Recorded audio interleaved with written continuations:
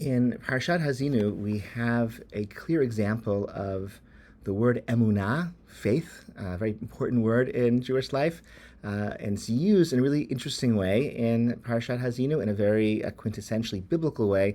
But it's different from the way the term emunah is used in later Jewish history, and I think it's worth pointing that or noticing that. Okay, the phrase is kel emunah, God is faithful, ve'ein avel.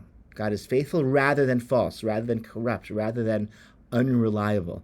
And then God is praised, Tzaddik v'yasharhu, as being righteous and upright and true. And we see here that emunah, faith and faithfulness in this biblical usage of the word, is contrasted not with disbelief or doubt or heresy, but is contrasted with unreliability, with falsehood.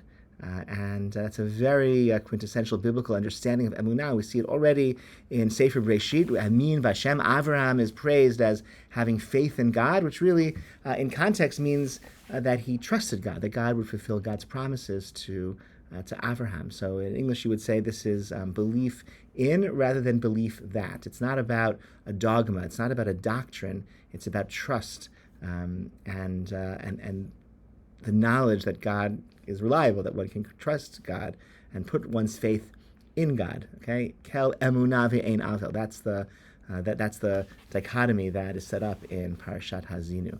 Of course, later on in Jewish history, the emunah expands. The Rambam and others, Saadia Gaon in the Middle Ages, develop a doctrine of Judaism, develop Jewish dogma, and that was a very important task for their philosophical commitments that existed in the Middle Ages, and I think they were essentially correct in distilling the beliefs that undermine and serve as foundations for Jewish life. But that is a distinctive use of emunah that is different from how it appears in Hazinu, and maybe a more biblical understanding of what that word, at least, comes to mean. That whole medieval system breaks down in modernity. That happened in Western philosophy, in the Western world, when science, philosophy, religion, which were all intertwined in the medieval edifice, one by one, each of those disciplines goes their separate ways. And Descartes starts philosophy independent of religion, and Galileo develops science independent of religion. And then Kant comes along and says, actually, there is no knowledge that's possible that human beings can have of anything metaphysical whatsoever. And in the Jewish sphere, in those same centuries, you have some of the greatest rabbinic minds of all time writing book-length essays on the world of halakha and halachic thought, and the central orienting point of their books, of the Kuntres HaSveikot and of the Shev Shmaitita and others, is this idea of suffix, this idea of doubt and uncertainty. Right? I don't think it's a coincidence that suffix emerges as the central question that occupies the greatest rabbinic minds, precisely at the same time in the 16th century as the medieval system in which science and religion and politics and language and culture and art all were united in the West breaks apart, and these become separate disciplines. In the 20th century, the greatest rabbinic minds also have very different understandings of the idea of emunah than was true for people like Maimonides and others in the medieval period. The Chazon Ish, the founding father of Israeli Haredi Judaism, says that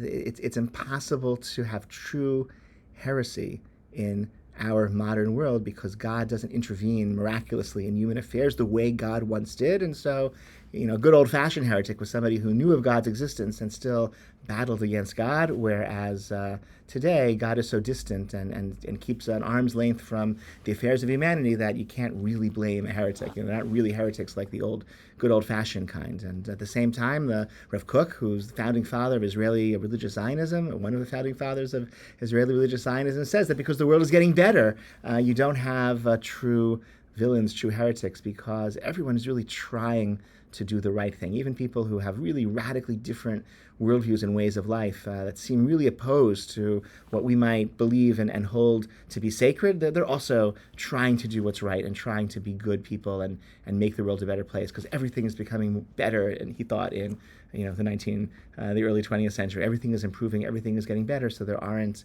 like real wicked people the way there once was. Like emunah, again, like faith, and it's a different faith and heresy. It's just that medieval construct, that medieval dichotomy, sort of no longer had potency for Rav Kook. And in the United States, and also in the early 20th century, mid 20th century, Rav Soloveitchik writes about the life of faith as being one that's fundamentally lonely, an individual, and incomprehensible, that impossible incommensurable, and with a impossible void that can't be breached between one person's encounter with God and another person's encounter of God.